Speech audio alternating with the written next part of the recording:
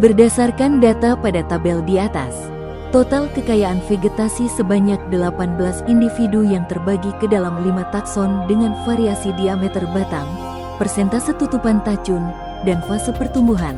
Struktur dan komposisi vegetasi pada plot tersebut dapat dijabarkan sebagai berikut. Dominansi pohon dewasa. Fase pohon dewasa diwakili oleh genus Tachiglia, 6 individu, dan Waruh, 4 individu.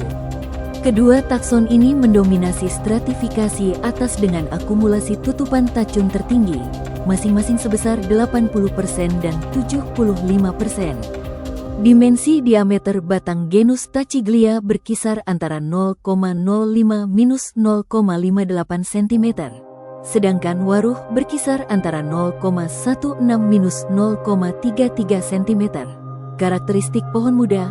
Fase pohon muda bertindak sebagai lapisan bawah, understory, yang terdiri atas rotan, 3 individu, rumpun, Bemban, Donax caniformis, 3 individu, rumpun, dan genus Syzygium, 2 individu. Kelompok ini memiliki diameter batang yang relatif mikro, $0,20 cm, dengan persentase tutupan tacun yang jauh lebih rendah, yaitu berkisar antara 1% hingga 30%. Berdasarkan data pada tabel, penilaian rekapitulasi parameter degradasi dilakukan melalui metode pembobotan, weighting, dan penskoran, scoring. Hasil analisis menunjukkan akumulasi nilai akhir sebesar 2,15 dari total bobot 1,00, dengan seluruh parameter berada dalam kualifikasi kondisi baik. Berdasarkan data pada tabel 3, instrumen penilaian degradasi lingkungan disusun menggunakan standarisasi multikriteria berbasis skor, skala 1-3, dan pembobotan proporsional, total bobot 1,00. Matriks ini berfungsi sebagai acuan kuantifikasi kondisi ekologis di lapangan.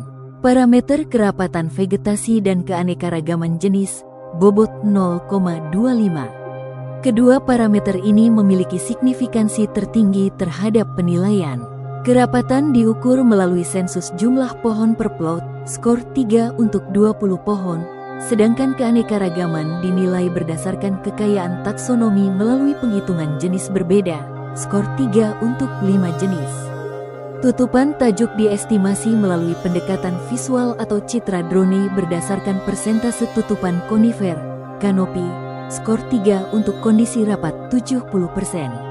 Sementara itu, parameter gangguan manusia dinilai melalui observasi empiris jejak aktivitas di lapangan, di mana ketiadaan aktivitas manusia mendapatkan skor tertinggi, skor 3. Berdasarkan data yang disajikan pada tabel 4, klasifikasi tingkat degradasi ditentukan melalui interval akumulasi skor, total nilai, yang terbagi menjadi 3 tingkatan stratifikasi ordinal, yaitu kategori baik, tidak terdegradasi.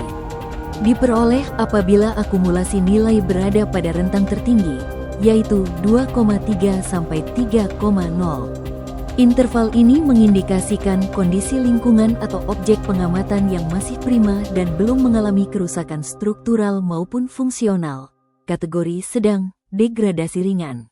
Diperoleh apabila akumulasi nilai berada pada rentang 1,5 sampai 2,2.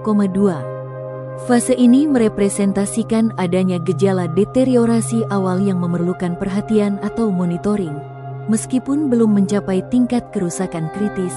Kategori rusak, degradasi berat. Diperoleh apabila akumulasi nilai berada pada rentang terendah, yaitu 1,0 sampai 1,4. Kondisi ini menunjukkan bahwa objek kajian telah mengalami penurunan kualitas yang signifikan dan kerusakan yang masif.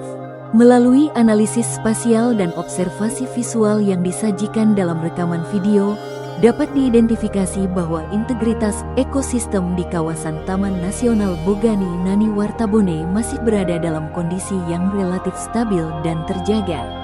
Meskipun terdapat beberapa indikasi aktivitas antropogenik di sekitar kawasan, tutupan vegetasi alami secara keseluruhan masih menunjukkan resiliensi yang tinggi terhadap tekanan lingkungan. Hal ini mengindikasikan bahwa laju deforestasi maupun fragmentasi habitat di dalam kawasan konservasi tersebut masih dapat ditekan pada tingkat yang minimal, sehingga fungsi ekologis utama hutan tetap berjalan secara optimal.